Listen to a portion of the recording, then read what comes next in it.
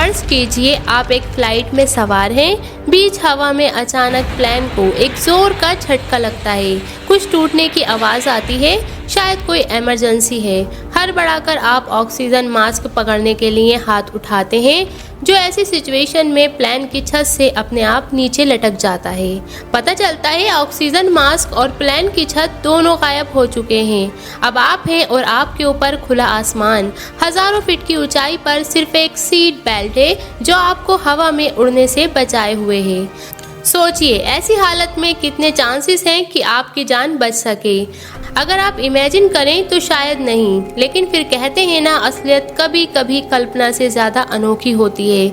आज आपको सुनाएंगे 35 साल पहले घटी एक ऐसी घटना का किस्सा जब बीच हवा में प्लेन की छत गायब हो गई। आगे क्या हुआ, चलिए जानते हैं। जानने से पहले आप लोगों से रिक्वेस्ट है, प्लीज़ गाइस हमारे चैनल को ज़्यादा से ज़्यादा सब्सक्राइब करिए और हमें सपोर्ट करिए, क्योंकि हम दोनों बहुत ही मेहनत से वीडियो बनाते हैं। आप लोग प्लीज़ हमारे चैनल को सब्सक्राइब करिए। चलिए अब टॉपिक पर वापस आते हैं। स्क्रीन पर दिख रहे नक्शे पर नज़र डालिए। अमेरिका के दक्षिण पश्चिम में पैसिफिक समुद्र के बीचों बीच एक चेन ऑफ आइसलैंड है। ये आइसलैंड मिलकर हवाई कहलाते हैं। हवाई चूंकि छोटे छोटे आइसलैंड से बना है, इसलिए इन आइसलैंड के बीच ट्रैवल करने का सिर्फ एक और मेन साधन जो है वो है हवाई सफ़र। साल 1988 की बात है। 28 अप्रैल के रोज़ दोपहर 1:30 बजे से हवाई के हिलो इंटरनेशनल एयरपोर्ट से एक फ़्लाइट टेक ऑफ करती है। एलोहा एयरलाइन की इस फ्लाइट का नंबर था 243। ये एक बोइंग 737-200 सीरीज का विमान था जिसकी मंजिल थी होनोलुलु, हवाई की राजधानी। चूंकि ये महज 35 मिनट की फ्लाइट थी, इसलिए हर रोज दसियों बार ये विमान हवाई के इस रूट पर सफर करता था। उस रोज ये उसका 7वां सफर था। फ्लाइट के कैप्टन थे 44 साल के रॉबर्ट शॉन्सटाइमर और फर्स्ट ऑफिसर थी 36 वर्ष मैडेलिन टॉपकिंस। दोनों के बीच कुल 12,000 घंटे प्लेन उड़ाने का एक्सपीरियंस था। एक तीसरे शख्स का जिक्र भी जरूरी है। 58 साल की फ्लाइट अटेंडेंट क्लारा बिन लेंसिंग 38 साल से ये काम कर रही थी। हवाई के अधिकतर लोग उन्हें पहचानते थे और प्यार से उन्हें सीपी कहकर बुलाते थे। फिलहाल प्लेन ने उड़ान भरी और थोड़ी ही देर में 24,000 फीट की ऊंचाई पर पहुंच गया। पायलट और क्रू को मिलाकर कुल 95 लोग प्लेन में सवार थे और सबको ड्रिंक आदि सर्व की जा रही थी। 1:48 पर अचानक सबको एक जोर का झटका लगता है। जब तक यात्री संभलते तब तक प्लेन की बॉडी, जिसे फ्यूज़लेज कहा जाता है, उसका एक हिस्सा टूटकर हवा में उड़ चुका था। स्क्रीन में दिख रही तस्वीरों से आपको सिचुएशन का ठीक से अंदाजा लगेगा। प्लेन की पहली से छठी कतार तक छत और दीवारें गायब हो चुकी थीं। किसी फिल्म में शायद आपने देखा हो, प्लेन में छेद होने की सिचुएशन में चीजें तेजी से बाहर की ओर खिंचती हैं। यहाँ तो प्लेन की छत ही गायब हो चुकी थी। ऐसे में लोग बाहर की ओर खिंचने लगे।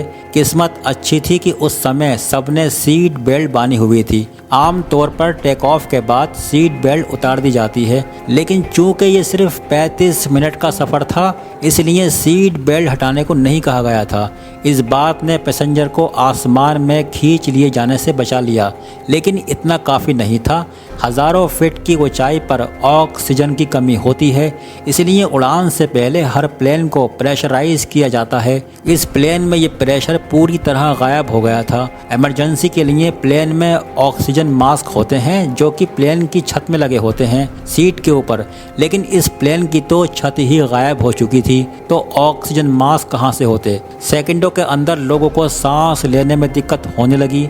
हालांकि ये भी सबसे बड़ी मुसीबत नहीं थी। प्लेन का कॉकपिट बचा हुआ था जो बाकी प्लेन से सिर्फ फर्श के टुकड़े से जुड़ा हुआ था, लेकिन कॉकपिट का जो दरवाज़ा था वो मलबे से बंद हो चुका था, यानी किसी को मालूम नहीं था कि अंदर कॉकपिट में क्या हाल है। पायलट और को पायलट सही सलामत हैं भी या नहीं।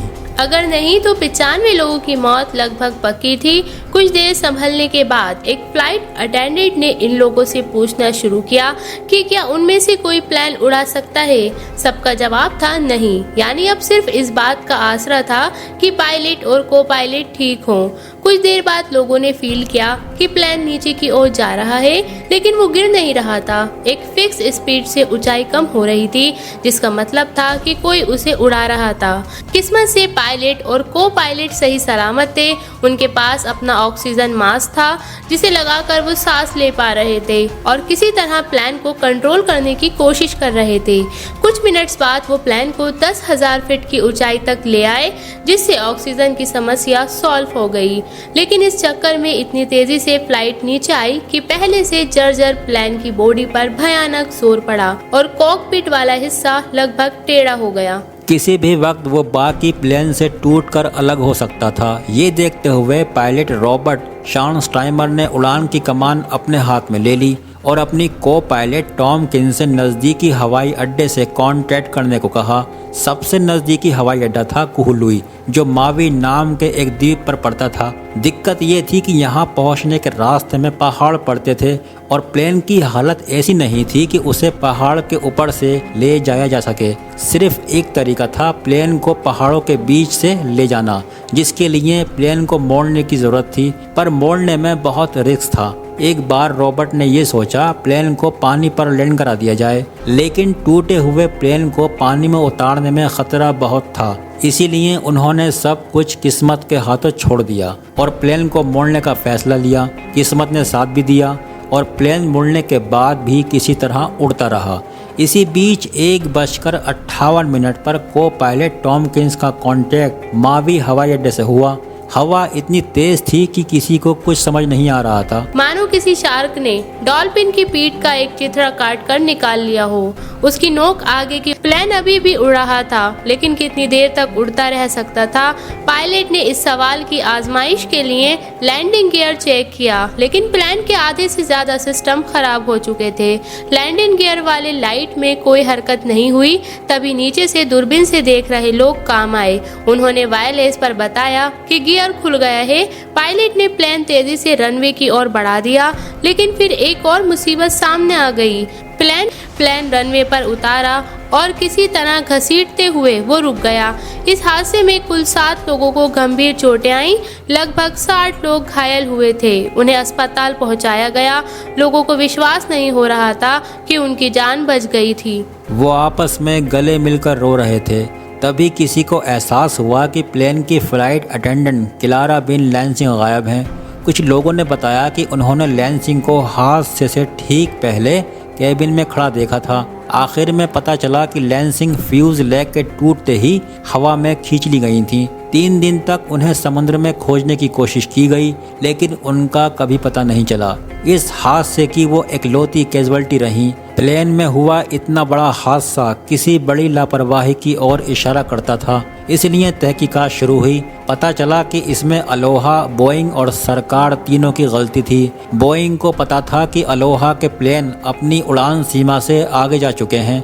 वहीं अलोहा कंपनी ने मेंटेनेंस में भारी लापरवाही बरती थी। कंपनी में एक ढंग का इंजीनियर भी नहीं था जो प्लेन की मरम्मत कर सके। हादसे के दिन भी एक यात्री ने प्लेन में घुसते हुए बॉडी में एक जगह क्रैक देखा था, लेकिन ये मानकर कि कंपनी को बेहतर पता होगा, उसने कुछ नहीं कहा। आगे जाकर इस प्लेन हादसे पर कई डॉक्यूमेंट्रीज और फिल्में बनी। आज भी इसे इतिहास की सबसे खुशकिस्मत प्लेन लैंडिंग माना जाता है। अगर आपको हमारी ये इन्फॉर्मेशन पसंद आई हो तो वीडियो को लाइक, शेयर एंड सब्सक्राइब करना ना भूलें। और ऐसे ही ज़बरदस्त इंटरेस्टिंग नॉलेज के लिए बने रहिए हमारे YouTube channel AK knowledge year पर। तब तक के लिए टेक केयर।